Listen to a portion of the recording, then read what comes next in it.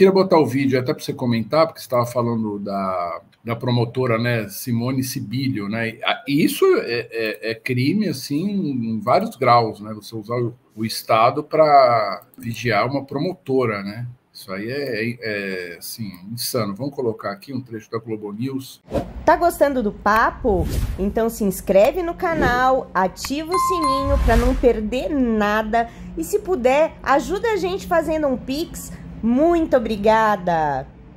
Operação Intocáveis, então, o Adriano da Nóbrega, o Maurição e o Beto Bomba, tá? E foi assassinado essa semana. Escritório do crime, chefiado por Adriano da Nóbrega. Então, todos os casos...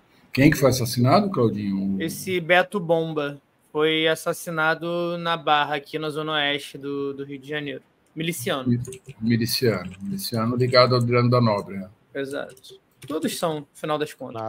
Adriano da Nóbrega era um cara bem influente, né? Por isso que ele é muito próximo à família Bolsonaro também, né? Exato. Ele era um cara muito... Pô, no Vale Escrito, você vê que ele era próximo de todo o esquema do Jogo do Bicho. Todo esquema. Todo esquema do Jogo do Bicho. E ele era o chefe mesmo do escritório do crime, né?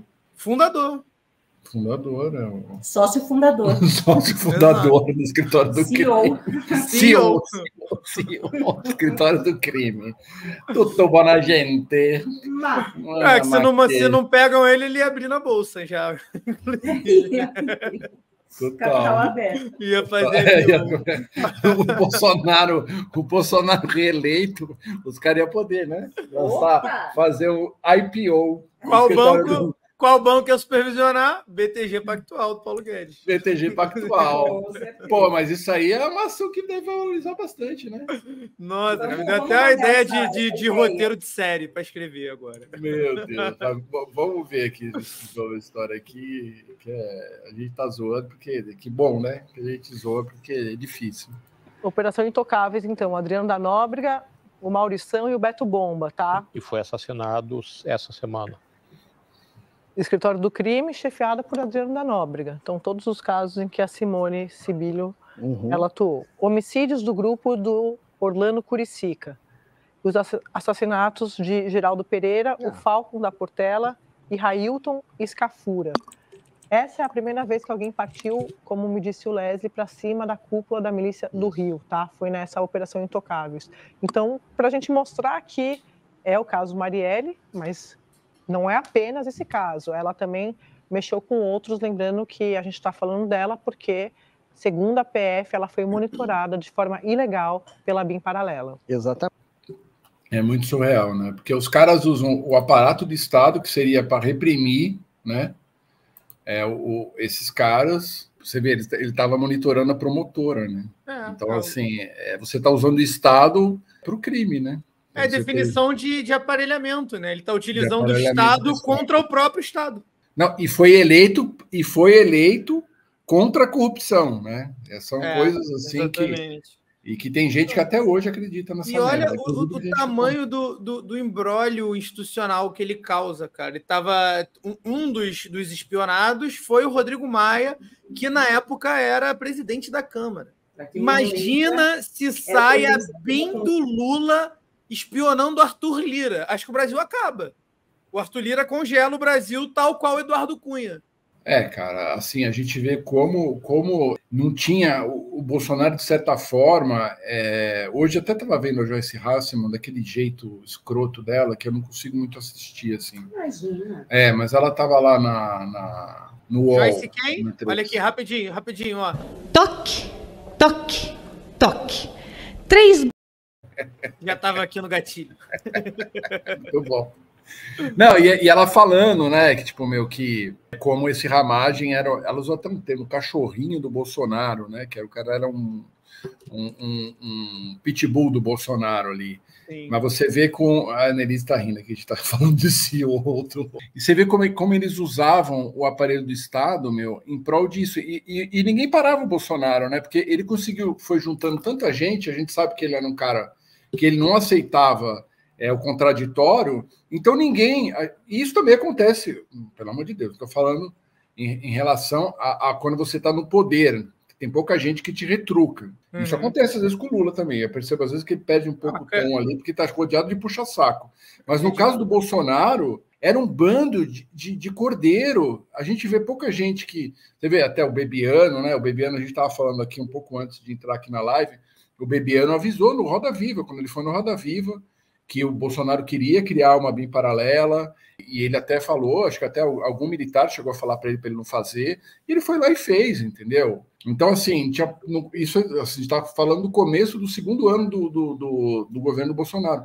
Você imagina se ele tivesse hoje no poder, 2024, se ele tivesse no poder desde 2019, com a BIM paralela, com tipo, esse gabinete do ódio, cheio de dinheiro de empresário, a gente já está vivendo uma republiqueta de banana, e a gente já está vivendo eu não digo uma ditadura, mas um Estado totalmente autoritário. Totalmente. Entendeu? Exato. Então que não precisa da ditadura, do carimbo vermelho da ditadura, né? A gente já consegue continuar mantendo o autoritarismo que já tinha, só que com desmonte completo de direito trabalhista e entreguismo, né? Tu falou do Bebiano, eu tenho aqui o cortezinho, são 30 segundos só. Vai lá, boa. Acho que vale a pena. Me aparece com o nome de um delegado federal e de 3 agentes. Um belo dia o Carlos me aparece com o nome de um delegado federal e de 3 agentes, que seria uma BIM paralela, porque ele não confiava na BIM. O general Heleno foi chamado, ficou preocupado com aquilo, mas o general Heleno não é de confrontos, e o assunto acabou ali com o general Santos Cruz e comigo. Nós aconselhamos ao presidente que não fizesse aquilo de maneira alguma, porque é muito pior que o gabinete do ódio, aquilo também seria motivos para impeachment. Eu não sei, depois eu saí, se isso foi instalado ou não. Seria para quê? Belo dia. Já deixou claro que não era para fazer, né? Houveram outras discordâncias, e Bebiano morreu 12 dias depois dessa fala aí. Muito louco, né? Muito louco. 12 dias. Agora, só o Raul lembrou de um episódio bom, que foi quando a Joyce mudou de lado, que depois de um tempo ela acordou toda roxa e falou que tinha caído. É verdade. Deixa eu ver se eu acho algo sobre isso aqui. O Raul lembrou bem, porque realmente isso aconteceu. Hoje ela tá falando que ela foi até perseguida por um autocarro e que, sei lá, também. Mas essa história nunca ficou bem explicada. Nunca ficou, cara. Simplesmente acordou em casa toda roxa, falou que foi assaltada e que não lembrava, né? Acho que a declaração oficial dela foi essa. Nunca mais falou nisso, é verdade, cara. Que loucura. E eu lembro que teve uma fala dela também, que ela dizia que uma vez o Bolsonaro chegou para ela em campanha em 2018, palavras dela. Aí o Bolsonaro falou para mim, do nada vira para mim e fala: se eu levasse uma facada, eu ganhava a eleição. Tem uma fala dela falando isso. Deixa eu ver se eu acho. Sério? Uhum. Eu nunca vi isso. Tem. Então, a Joyce Hasselman é uma pessoa, sei lá, eu acho ela não é uma pessoa muito confiável.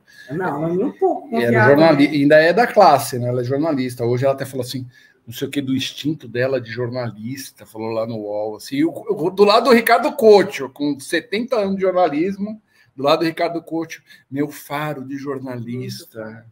Meu Deus do céu. Ai, não, eu não ia falar um negócio muito feio. Foi chapação de droga, investigaram, ninguém entrou no quarto. Essa é a versão do Raul aqui, a gente não sabe, né, realmente. Nunca foi explicado direito. Imagina. E essas pessoas também, você vê, uma mulher dessa como a Joyce Hasselman, ela se revoltou contra a bagunça toda que era esse governo, né? Tanto que a Zambelli ficou, elas eram amigas.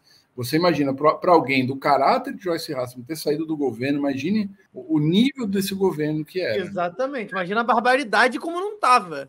Imagina as coisas que aconteciam lá, né? Aqui, rapidinho. Só 10 segundinhos, ó. Eu já achei 3. Ele estava de manga comprida, ponta do colete.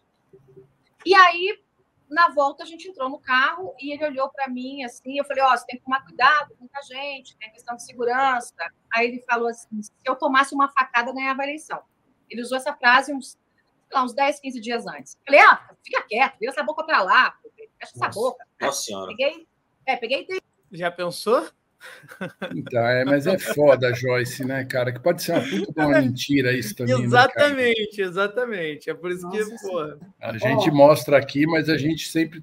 Aqui, várias coisas que a gente mostra sempre é para você pensar também, refletir, não é para você acreditar na Joyce Hasselman, como fez muita gente em São Paulo que votou nessa mulher, ela teve voto pra caramba.